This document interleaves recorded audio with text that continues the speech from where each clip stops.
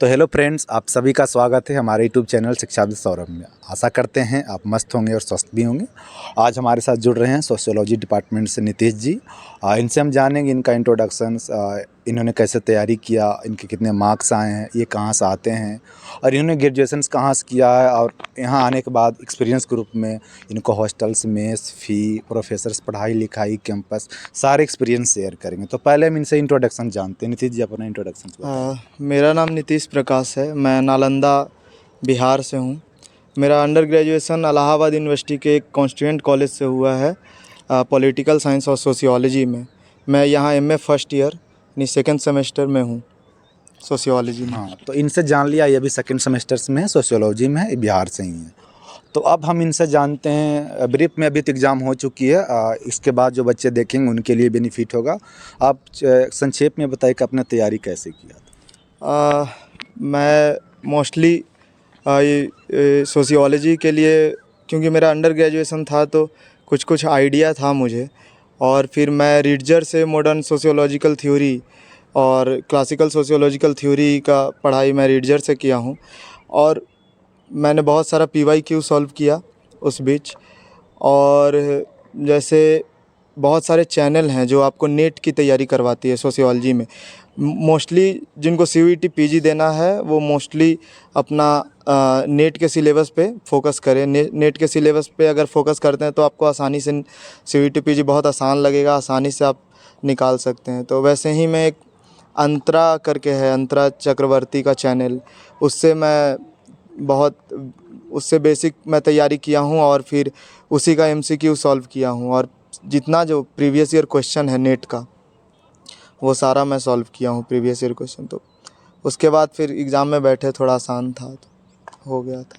हाँ, तो इनसे जान लिया, संक्षेप में बताएं कि इन्होंने कैसे तैयारी किया। अब हम जान लेते हैं इनको कि इनके आपके कितने मार्क्स थे, और आप मतलब मार्क्स के आपके कितने थे, और लिस्ट में आपके कितने नंबर में, मतलब कितने रैंक में नाम था।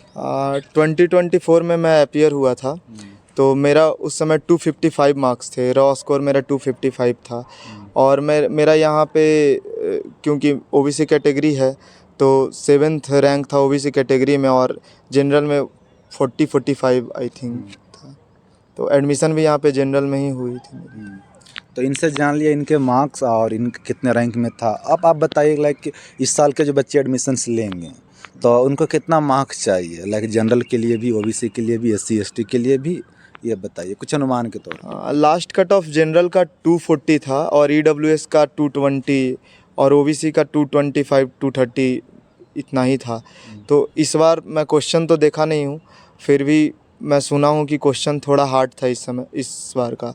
तो आई थिंक 230 240 सेफ स्कोर है इस कैंपस के लिए, हैदराबाद सेंट्रल यूनिवर्सिटी के लिए।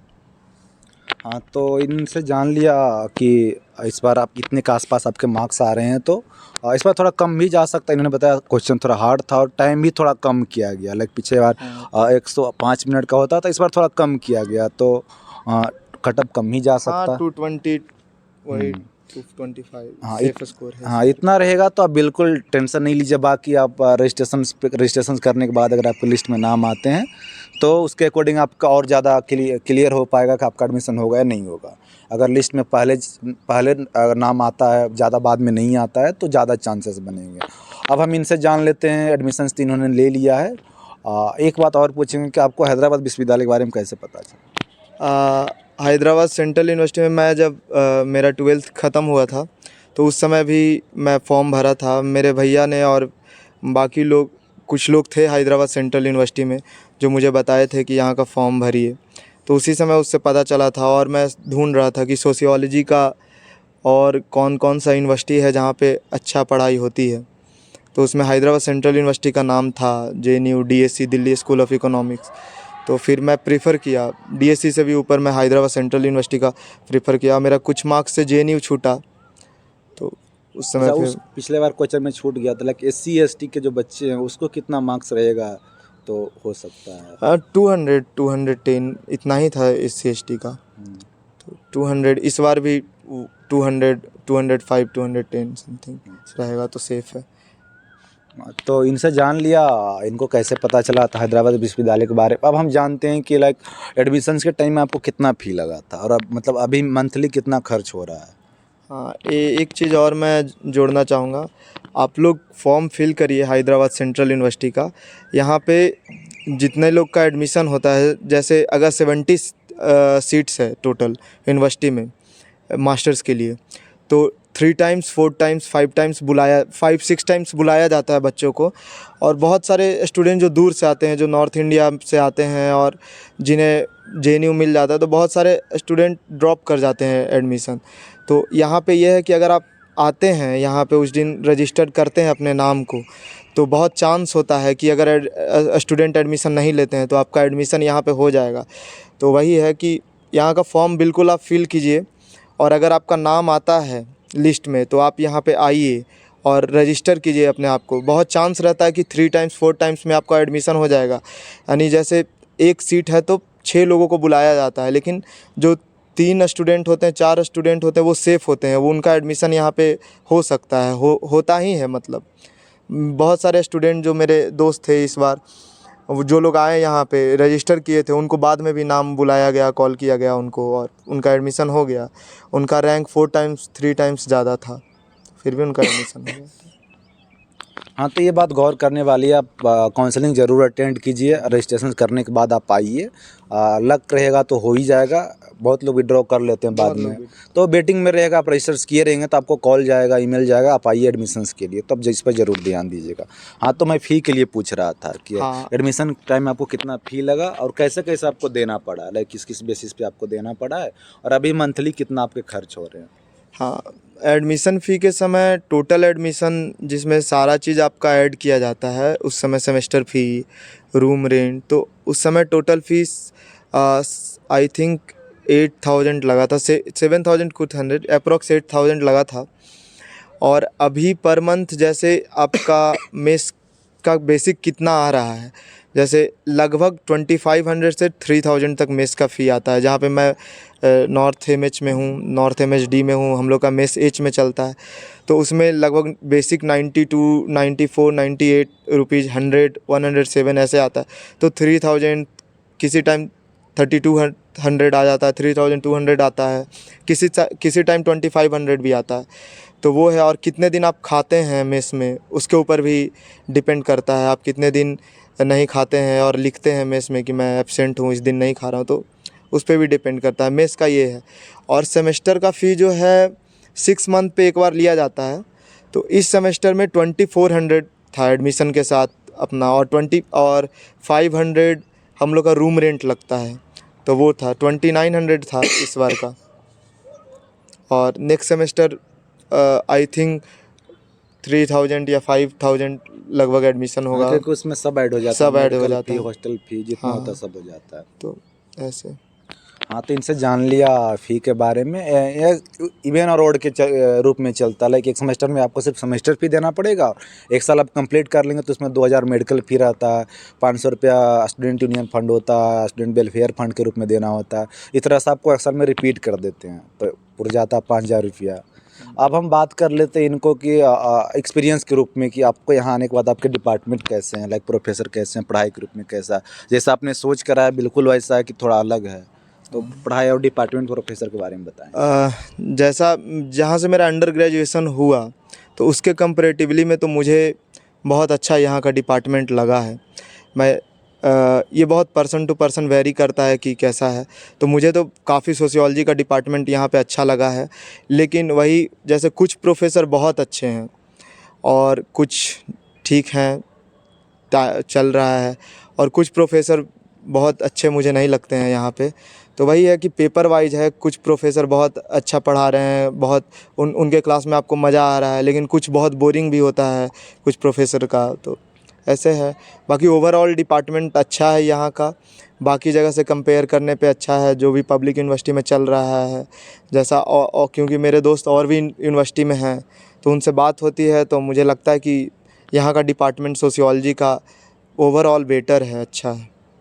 हाँ, अब मेस और कैंपस के ओवरऑल बताएं। मेस के आप और कैंपस दोनों मिक्स हाँ, करके। मेस का क्योंकि मुझे बिल्कुल खाना पसंद नहीं आता है यहाँ का। मेरा अपना बाकी हॉस्टल का मैं नहीं जानता हूँ, बाकी हॉस्टल के मेस का, लेकिन मेरा जो मेस है, मेस हॉस्टल एच में चलता है, तो मेस का खाना तो मुझे बिल्कुल पसंद नहीं आता है, तो मोस्ट ऑफ़ द टाइम मैं बाहर ही खाता हूँ खाना।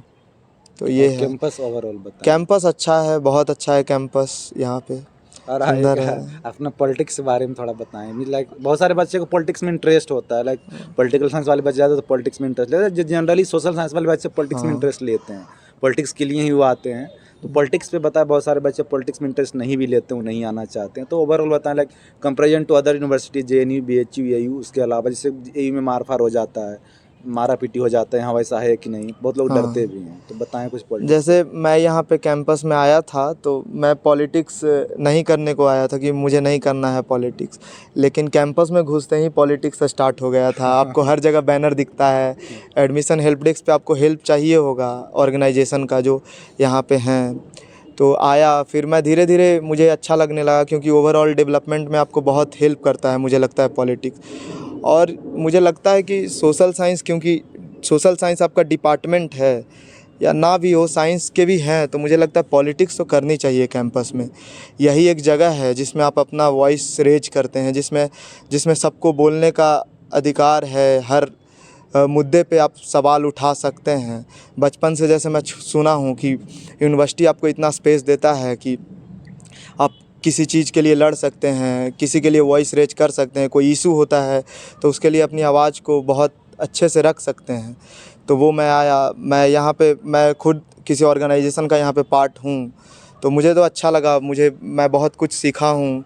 मैं पहले इतना बोल नहीं पाता था, बहुत दोस्तों के साथ तो मैं एक्स्ट्रोवर्ट था, लेकिन लोग के सामने, भीड़ के सामने मैं नहीं बोल पाता था, लेकिन अभी मैं ठीक हूँ यहाँ पे। और ऐसा नहीं कि पॉलिटिक्स कर, बहुत लोगों के बीच में ये गलत भ्रम है कि पॉलिटिक्स करने पे आप पढ़ाई नहीं कर पाएंगे।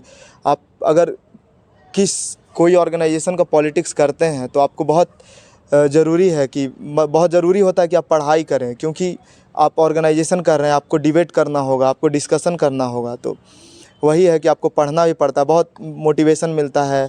आपके ऑर्गेनाइजेशन में सीनियर्स हैं कोई, तो आपको बताएंगे कि आपको हेल्प करेंगे कि हाँ, पढ़ाई ऐसे करना है, ऐसे एकेडमिक में आगे जाना है, और इस तरह से। बाकी AU में तो पॉलिटिक्स बंद हो गया है, इलाहाबाद यूनिवर्सिटी में। मुझे लगता है JNU में पॉलिटिक्स ज़िंदा है, और मोस्ट ऑफ़ द यूनिवर्सिटी जो UP में है, वहाँ पे पॉलिटिक्स नहीं हो रही है अभी।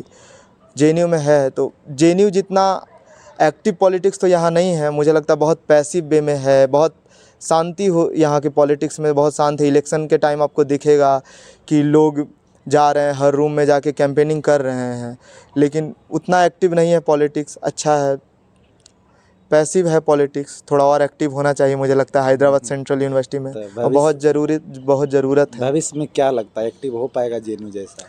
हो जाएगा, जिस तरह से डे बाई डे से मुद्दा, खाना का मुद्दा है, हेल्थ का मुद्दा है यहाँ पे कैंपस में, या बाकी अभी हाल में ही हम लोग देखे हैं जो मशरूम रॉक, जो एरिया 400 एकड़ का जो लैंड ऑक्शन हो रहा था, उस पे बहुत एक्टिव हुआ, तो पैन इंडिया मूवमेंट बना है। जी, हैदराबाद सेंट्रल यूनिवर्सिटी को लोग अब जानने लगे हैं, तो बच्चे अवेयर हो रहे हैं धीरे धीरे। यहाँ पे हमको लगता है कि आने वाले समय में पॉलिटिक्स बहुत अच्छे तरीके से होगा इस कैंपस में।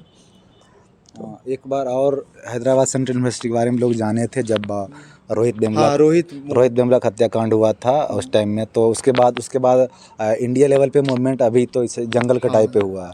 अब भविष्य में मिस अगर पॉलिटिक्स ज़्यादा कब तक लगेगा कि पॉलिटिक्स वैसा ज़्यादा एक्टिव के रूप में हो जाएगा? और मुझे नहीं लगता कि जैसा अभी कि यहाँ पॉलिटिक्स अगर इसी तरह चलते रहेगा तो भविष्य में कुछ खास हो पाएगा। लोग आएंगे, प्रेसिडेंट बनेंगे, चल जाएंगे जीवन में। जैसे कि JNU का प्रेसिडेंट बनते हैं, थोड़ा हाईलाइट ज़्यादा होते हैं, लोग जानते हैं। यहाँ का प्रेसिडेंट क्या होता है, अब हम 3 साल 4 साल से रह रहे हैं, चेंज हो रहे हैं, उनका कोई वैल्यू नहीं है, कोई जान भी नहीं रहे हैं। उनका इलेक्शन पूरा देश में कवर होता है, सारा मीडिया कवर करता है। ये भी कारण है कि दिल्ली उसका सेंटर पड़ता है और दिल्ली कैपिटल है, तो मुझे लगता है वो भी एक प्रभाव पड़ता है। लेकिन यहाँ हैदराबाद सेंट्रल यूनिवर्सिटी का मुझे लगता है कि पॉलिटिक्स थोड़ा एक्टिव होना चाहिए अभी और भी, क्योंकि बहुत मुद्दे हैं कैंपस में, बहुत सारे, जिस पे आप आवाज़ अपना रेज कर सकते हैं, वॉइस रेज कर सकते हैं, और बहुत इस कैंपस को बहुत ज़रूरत है अभी, मुझे लगता है। तो होना चाहिए, आगे होगा, लोग कर रहे हैं, अभी धीरे धीरे स्टार्ट हुआ है, धीरे धीरे मूवमेंट होगा, लीड लेंगे लोग। हाँ, तो इनसे जाना मुझे लगता है आपके मन में जितने भी डाउट्स हो रहे होंगे सब ने इन्होंने क्लियर करने का प्रयास किया। आपके मन में कोई भी डाउट्स अगर रह जाएँ तो कमेंट्स बॉक्स में ज़रूर लिख दीजिएगा, हम प्रयास सॉल्व करने का प्रयास करेंगे। बाकी कुछ बोलना चाहें आप एक्स्ट्रा, कुछ आपको ऐसा लगता है जो आने वाले बच्चे हैं उनके लिए, आप कुछ ऐसा लगता है कुछ छूट गया आपसे और कुछ बोलना चाह रहे हैं, नहीं भी है तो कुछ 2 वर्ड बोलना चाहे तो बोल सकते हैं। कैंपस बहुत सुंदर है, ये कैंपस अच्छा है। और अब मुझे लगता है कि कोई भी डिपार्टमेंट के हों, आप उनसे बात कीजिए, क्योंकि सीनियर है अभी, आपको मिलेंगे अलग अलग जगह पे, उनसे बात कीजिए कैसा है डिपार्टमेंट। और जो भी फॉर्म भर रहे हैं, मुझे लगता है इसको साउथ जेएनयू बोला जाता है, तो मुझे लगता है जो भी फॉर्म भरे हैं, हैदराबाद सेंट्रल यूनिवर्सिटी का फॉर्म भरे, आइए यहाँ पे। हाँ, खाना का यहाँ पे दिक्कत है मुझे लगता है, क्योंकि मुझे पर्सनली दिक्कत होता है, मैं नॉर्थ इंडिया से आया हूँ, तो खाना का दिक्कत है। बाकी ठीक है, यहाँ पे ज़्यादा चार्ज नहीं है, सब हॉस्टल का फैसिलिटीज़ मिलेगा आपको। एक कमरे में 2 लड़के रहते हैं, आपको टेबल मिलेगा, चेयर मिलेगा, कवर्ड मिलेगा, वाईफाई आपको मिलेगा। तो बाकी और फैसिलिटीज़ हैं कैंपस में। तो हाँ, एक मुद्दा और वाली बात है कि जैसे बहुत सारे नॉर्थ इंडिया के बच्चे होते हैं, लड़के हों चाहे लड़कियाँ, हम हमेशा कमेंट्स में देखते हैं कि यूनिवर्सिटी ऑफ हैदराबाद में कितने परसेंट, मतलब कितने परसेंट लोग नॉर्थ इंडिया के बच्चे हैं कि नहीं हैं, कि ज़्यादा साउथ इंडिया का ही वर्चस्व रहता है, लड़कियां वहाँ नॉर्थ इंडिया से जाती भी है कि नहीं जाते, ऐसा आपको कुछ बताना है? वर्चस्व वाली कोई बात नहीं है। मुझे लगता है कि जैसे CUET बढ़ने लगा है तो नॉर्थ इंडियन क्राउड यहाँ पे आने लगा है। अभी मुझे लगता है कि 25 to 30% नॉर्थ इंडियन लोग हैं आपको हर डिपार्टमेंट में। जैसे मैं अपना डिपार्टमेंट बता रहा हूँ, तो उसमें लगभग 14-15 स्टूडेंट हैं जो नॉर्थ इंडिया से आते हैं। टोटल स्ट्रेंथ है 65, तो वो यूपी, बिहार, राजस्थान, ये सब मिला के लगभग 18 to 20 स्टूडेंट हमारे क्लास में। और बाकी क्लास में भी यही रेशियो है, 18 स्टूडेंट 20 स्टूडेंट आउट ऑफ 75-70, इतना का है स्ट्रेंथ। तो नॉर्थ इंडियन धीरे धीरे बढ़ रहा है और लड़कियां भी आती है। बहुत सेफ़ कैंपस है लड़कियों के लिए भी, ये कैंपस बहुत सेफ़ है। आपको बहुत कुछ इसके बारे में नहीं सुनाई देगा कुछ कि इस कैंपस में कुछ गलत हो रहा है या हो रहा है। और अगर गलत होता है तो लोग एक्टिवली इसको कॉल आउट करते हैं इन चीज़ों को। तो कैंपस सेफ़ है, मुझे लगता है आना चाहिए यहाँ पे लोगों को, हर क्षेत्र से आएँ। हाँ, तो इन्होंने सब डाउट क्लियर करने का प्रयास किया है, जितने भी आपके मन में डाउट्स बन रहे थे। तो फ्रेंड्स, आज के लिए इतना ही काफ़ी है। फिर मिलेंगे किसी नए टॉपिक में नए डाउट्स के साथ। आज के लिए इतना ही काफ़ी। धन्यवाद।